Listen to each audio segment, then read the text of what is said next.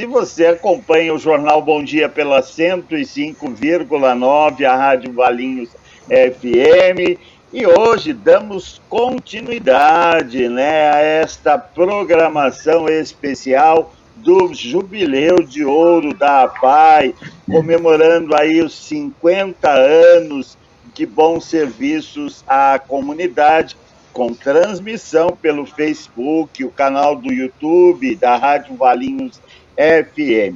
E hoje, com muito prazer, nós vamos conversar com o André Rodrigues de Souza, né?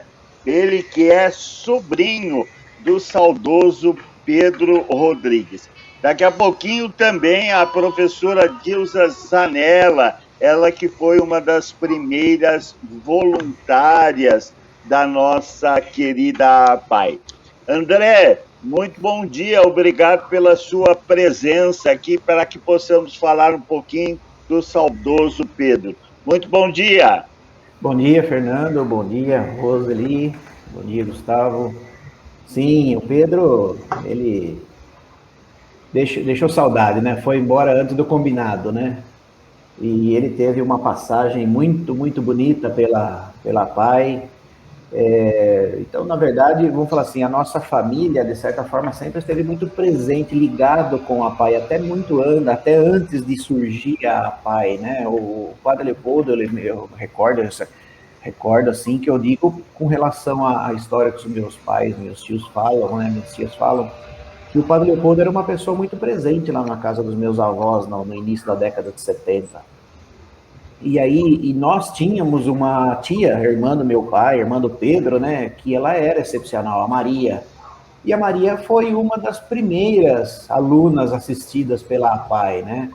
E até por convite do próprio Padre Leopoldo, toda aquela estatística que naquela época ele levantou junto aos moradores da cidade, a Maria era uma das que tinha o perfil para ser assistida pelo aquilo que ele queria implantar na cidade, que hoje é a APAI. E desde que vamos falar assim, me recordo da minha infância, né, eu lembrava, eu buscava sempre ela ali na José Milano, na Rua Itália, no final de tarde, ela para não ter perigo de vir sozinha, que o trânsito também não era tanto, e eu sempre, quando criança, ia lá junto com a minha avó, buscá-la lá na APAI no final de tarde. E também nessa época eu percebi assim um grande entusiasmo do Pedro, meu tio, em ser o voluntário da APAI. De certa forma ele se envolveu bastante com isso. Ele começou a frequentar as reuniões que semanalmente aconteciam e ele era muito assíduo nisso. A assiduidade dele, de certa forma, foi criando certo profissionalismo nessa rotina e na parte administrativa da APAI também. Tanto é que ele chegou a ser presidente. Em 99, ele foi eleito o presidente, ficou lá por 3 anos, né, 99, 2000, 2001. Ele ficou presidente da instituição. E o Pedro, ele era assim um voluntário de primeira grandeza na APAI. Ele tinha muito amor pela APAI, isso a gente sabia, percebia nele.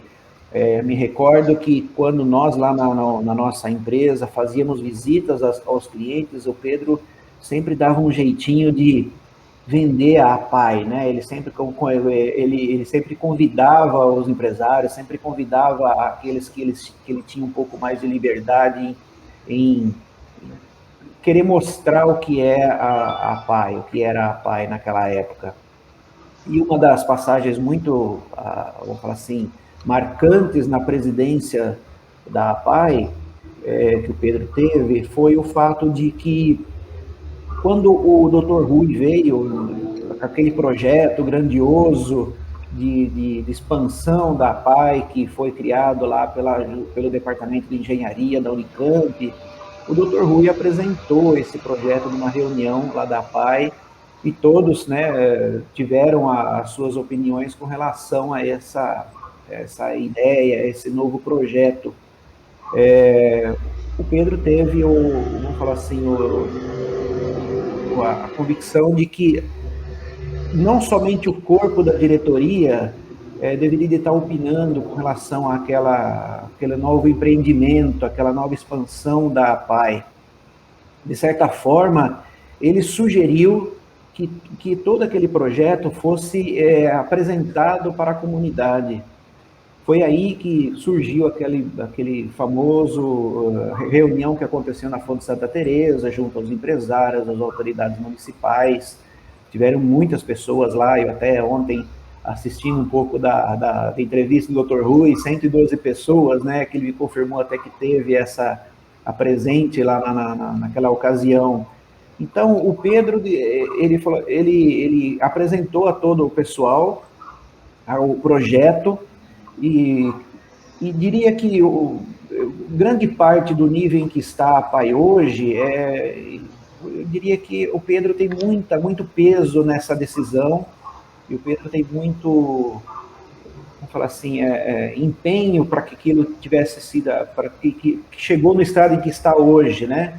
Claro que junto com toda a diretoria, que foi, assim, fundamental para a realização dessa nova APAI que está aí hoje. Então, com muito orgulho que a nossa família, de certa forma, até quando possível, a gente fala sobre essa situação, né, do Pedro, a passagem do Pedro na APAI e de toda a nossa família que a gente vive a parte filantrópica na família, né? A APAI, de certa forma, foi uma menina dos olhos e é até hoje para todos nós lá da família. E com muito orgulho é essa passagem dele, né? Que bom. É muito interessante ouvir você, desculpa, Fernando, é muito interessante ouvir você falar, porque o Pedro, ele não se casou, né? Mas não. O doutor Rui disse uma coisa ontem, que ele é casado com a Maria Lúcia, mas ele tem uma amante que é a PAI. Eu acho que foi a mesma história com o Pedro, né? Casou com a PAI, né? Eu acho que eles dividiam a amante, pelo jeito. E o Pedro era uma figura muito... ele era introvertido, né? Então não era de falar muito, mas as palavras eram sábias, né? Quer dizer, ele pensava antes e realmente esse empenho, né, que ele tinha com a PAI era muito grande. Nós que tivemos a oportunidade de conviver com ele, sabia, né, do carinho, da dedicação e da preocupação. Aliás, a sua família toda, né, André? Os seus pais, através do Rotary Club, foram presidentes do Rotary. Quer dizer, já há um vínculo familiar aí muito grande com relação à ajuda ao próximo. Sim, isso também vamos destacando aqui que o Pedro também teve junto, eu também tive junto com ele, isso foi em 97, quando teve aquelas gincanas da Casa da Criança, né? Nós estávamos bastante empenhados com isso, lá com o Anélio Zanucchi. Eu diria que a filantropia, de certa forma, faz bem, né, para todo mundo. Eu acho que sempre é bom ajudar o próximo e não ver a quem que está sendo ajudado. Isso não importa muito, desde que seja algo sério, levado a sério. E a gente, de certa forma, sabe que essas instituições são super sérias, existem, como o Dr. Rui mesmo ontem comentou, todas essas instituições, claro que a PAI também entra nisso, elas passam tudo por um processo, procedimentos legais, né, para que aconteça, porque existam e que possa ter os benefícios, tanto municipal, federal e estadual. Então, é um prazer estar sempre cooperando com essas entidades. E a gente faz o que pode, né? São 8h35 nesta programação especial, né, que nós estamos fazendo desta semana, comemorando aí os 50 anos da APAI de Valinhos, a APAI, né, que teve oficialmente, foi fundada em 11 de abril de 1971. Gustavo, temos alguma participação já, sim? Temos sim, Fernando, mas antes eu faço o convite para os nossos ouvintes que quiserem participar dessa entrevista, dessa programação especial. Podem enviar a participação através do nosso WhatsApp 996091059, através dos comentários da live que está acontecendo no nosso Facebook, e também estamos ao vivo pelo YouTube. O Geraldo Romão Santos manda bom dia. O Alex Cândido diz: Pedro foi um excelente homem e ótimo caráter. Parabéns, André. E o Teatro Vencer, a galera lá da PAI. Bom dia. Foi muito amor envolvido do Pedro para com os alunos e assistidos da PAI. Muito bom reviver a história na voz do André. A fala era pouco, mas as atitudes eram enormes. O André, eu gostaria que você falasse um pouquinho da Maria, né? Porque eu me lembro dela, me lembro que a Lúcia Olivo, né, escreveu um texto muito bonito, né, sobre a Maria. Ela tinha síndrome de Down? Sim, a Maria na linha, vamos falar assim, a Maria... Meu pai é dos filhos, meu pai é o primeiro, né, o mais velho, depois vinha a Luísa e depois viria a Maria. A Maria era a mais velha do que o Pedro. E a Maria tinha síndrome de Down. Ela, como comentei, ela foi uma das pioneiras alunas assistidas pela APAE. E desde que eu sempre soube mas a Maria teve uma passagem somente na PAI, aqui na fase da Rua Itália, né? Na inicial e no centro. Ela era muito querida, ela era muito extrovertida, ela gostava muito do todo o corpo pedagógico da escola. Ela tinha assim uma boa amizade com todo mundo. E ela tinha, assim, ela adorava a presença do Dr. Carlos de Souto, eu lembro muito disso, ela sempre falava dele, ela tinha uma paixão por ele, assim, bastante acolhedora. E a Maria era, assim, uma pessoa que se desenvolveu muito com a APAE. A APAE realmente teve bastante influência no desenvolvimento dela. Acredito também que de outras crianças, tanto quanto as mesmas características da Maria. Esse caso da Lúcia Olivo, eu me lembro, eu era muito criança, mas eu lembro que teve um concurso de prosa e poesia no município, e a Lúcia fez... Na biblioteca. E a Lúcia fez um poema, né, sobre o tema foi a Maria, né, comentou sobre ela. Sim, nós temos até algum exemplar disso daí ainda. Nossa, parabenizo ela eternamente quanto a essa lembrança e dedicação da Maria para com todos nós aqui, né?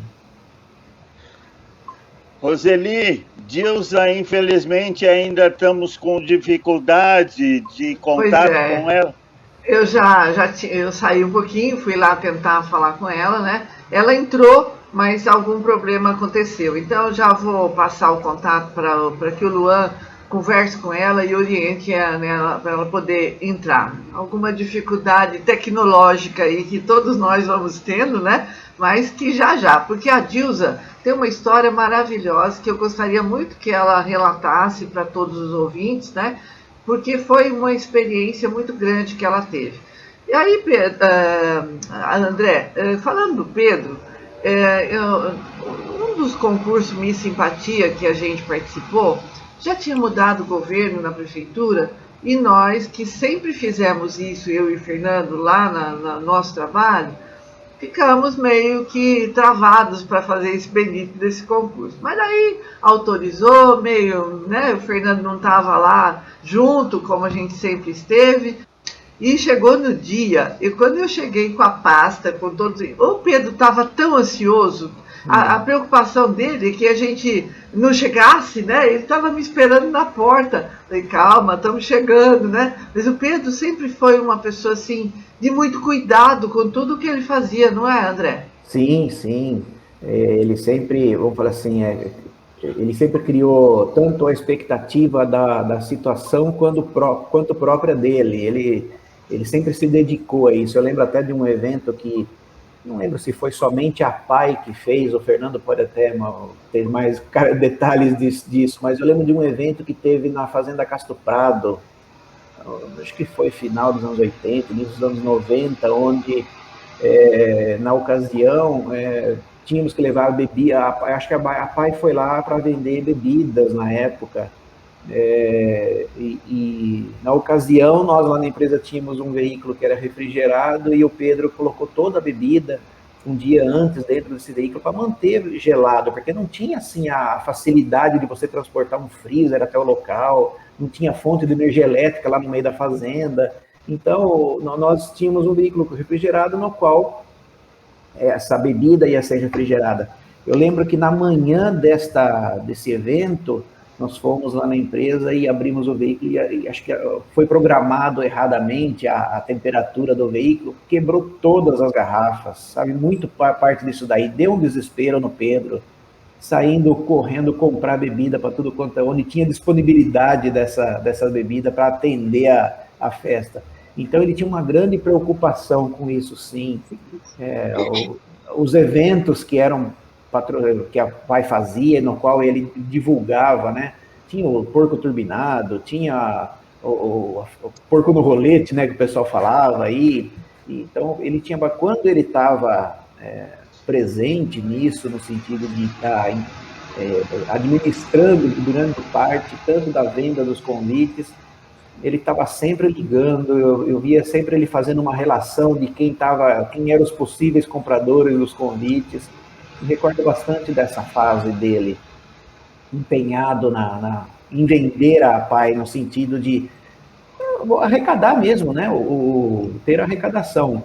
Porque como foi comentado ontem, até pela filha do tio Pedro, realmente a necessidade financeira de todas as instituições, isso é básico, isso jamais acho que vai chegar um determinado momento em que as instituições falarão que não, hoje nós não precisamos mais da ajuda financeira. Eu acho que isso eternamente vai ser um objetivo constante das instituições. E vamos tirar o chapéu para a PAI, porque chegar com 50 anos de existência, você imagina todos os dias você tá lá batendo na tecla para as empresas, para os voluntários, para aqueles que possam se doar, para chegar no final do mês, fazer a folha de pagamento, sustentar toda aquela estrutura que existe, é de tirar o chapéu e ter mais um pouco, né? Porque não é coisa fácil de estar acontecendo, não. Por exemplo, nós estamos aqui nessa entrevista agora, mas com certeza em algum local está sendo solicitada arrecadação por todas as APAES, todas as entidades filantrópicas por aí. Essa ajuda é indispensável para a sobrevivência de todas elas. Pois é, agora sim, Fernando, chegou a Dilza Zanella, que a gente estava esperando tanto, né? Chegou agora para ilustrar esse momento. Bom dia, Dilza. Bom dia, Roseli. Tudo bem? Tudo bem, graças a Deus. Bom dia ao Fernando, aos amigos, aos ouvintes. Dilza. Vai, Fernando, pode ir. Prazer enorme em recebê-la, né? Você que tem uma história muito rica em favor da PAI, foi uma das primeiras voluntárias, o saudoso Luiz Zanella, né? Participou da fundação da PAI, consta lá na ata, como um dos fundadores da PAI. Depois você trabalhou como voluntária, participou daquele painel magnífico, né, que tem lá na PAI Nova. Conta um pouquinho da sua trajetória, o início dos trabalhos junto à PAI. Pois é, como você disse, eu tive conhecimento da PAI muito antes da sua fundação, através do Luiz, né? E aí eu disse que eu gostaria de ser voluntária, assim que fundasse a entidade, eu seria voluntária. E aconteceu. quando, logo no início, eu fui para pai para ajudar a cuidar das crianças e tudo. No início, ajudava as atividades, uma atividade que eles tinham, ajudava as fisioterapeutas e a colocar a criança na piscina. Mas eu não estava muito satisfeita com aquilo. E só isso, falei, meu Deus do céu, Padre Leopoldo, o que está acontecendo? Uma entidade tão bem estruturada, tão bem elaborada, funcionando para atender as crianças com necessidades especiais, né? Para que tenham uma melhor qualidade de vida. E, no fim, poucas pessoas assim, participando. Tinha mais ou menos, acho que umas 30 e poucas crianças. Eu achava muito pouco, já que tinha sido feito uma, como que se diz, tinha procurado mais, assim, mais crianças, né, assim, adultos com deficiências, e tinha muita na cidade, sabia que tinha muito na cidade, mas que estavam frequentando eram poucas crianças. Então, aí, em conversa com o Padre Leopoldo, falei, o que será que está acontecendo? E ele me disse o seguinte, o que acontece é que tem muitos pais que não querem expor seus filhos, têm vergonha, não querem expor. Eu falei, não é possível, se vai ajudar a vida dessas crianças, por que eles não querem? E ele me contou alguns casos. Falei para ele, posso fazer uma visita para uma pessoa, que era uma pessoa assim, conhecida? Então, ele falou, pode. E eu fui na casa para conhecer essa criança. Era uma menina de 7, 8 anos por aí, e ela tinha uma deficiência congênita. A mãe me atendeu muito bem, e eu falei, e por que a sua filha não está indo na PAI? Que tem, a senhora conhece, a senhora entrou já em contato? Sim, eu fui procurada já pela PAI, mas eu não tenho condições de levar minha filha para lá, porque eu tenho um filho também menor, e ele tem muita dificuldade de aceitar a irmã, ele morre de ciúmes, não quer que eu cuide da irmã, fica muito em cima de mim. Eu não posso deixar esse filho para levar minha filha na PAI. Eu falei para ela, a menina vivia uma vida assim vegetativa, estava deitada numa folha, não falava, não andava, não sentava, uma criança linda, moreninha, linda demais, mas totalmente vida vegetativa e com os bracinhos assim já atrofiando, porque ela ficava com os bracinhos assim dobrados assim, junto ao peito, já estavam ficando atrofiados. Eu falei, ela precisa, sua filha precisa de um atendimento na PAI, com uma fisioterapeuta, para ver se não atrofia mais, né? Ela falou, mas eu não tenho condições disso. Eu falei, vamos fazer uma experiência, a senhora concorda que eu a leve ela um dia na semana, algumas vezes lá, para ver se, né? E ela me falou o seguinte, bom, eu vou falar para o meu marido, não sei se ele vai concordar, porque ele tem vergonha de expor a criança. Então, quando chega alguém em casa, ele até esconde, mas eu vou tentar conversar com ele. Bom, ela conversou e acho que ela conseguiu com que ele aceitasse, né? E aí eu comecei a levar essa criança, pegava 2 vezes na semana, ia buscá-la. Uma dificuldade, gente, para colocar aquela criança no carro, porque ela ficava no quarto lá, no quarto de baixo, né, que era para facilitar os afazeres da mãe, né, com a casa, e com um tanque de lavar roupa, e cuidar da filha aí naquele quartinho, então ela ficava o dia todo no quartinho. E para levar aquela criança, para subir uma escada, levar aquela criança, eu e a mãe, não foi fácil, né? Mas, no fim, ela falava assim, a senhora não vai conseguir. Eu falei, vamos tentar, né? E aí conseguimos, né, levar no seu carro, colocava no carro, na frente, a cabecinha dela não parava, ela ia afundando no banco do carro. Muitas vezes levei meus filhos junto para ficar atrás, segurando a cabecinha dela. Mas consegui. Chegava na PAI, ela era assim, as voluntárias me ajudavam a tirar ela do carro e tudo, e ela já ia direto para ser atendida com a fisioterapeuta, né? Fazia sessões, eu a colocava na piscina também para tomar um pouquinho de sol, para ter um pouco de contato com a água. E foi assim a vidinha dessa criança, e isso foi durante bem uns 4, 5 anos, até ela ficar grande, já alta, assim, acho que muito difícil para assim, cuidar dela, né? Então, aí foi que eu parei, mas logo em seguida, eu acho que quando ela tinha uns 13, 14 anos, ela veio a falecer. Mas ela deu uma boa melhora durante todo o tempo que eu a levei, ela teve uma boa melhora, né?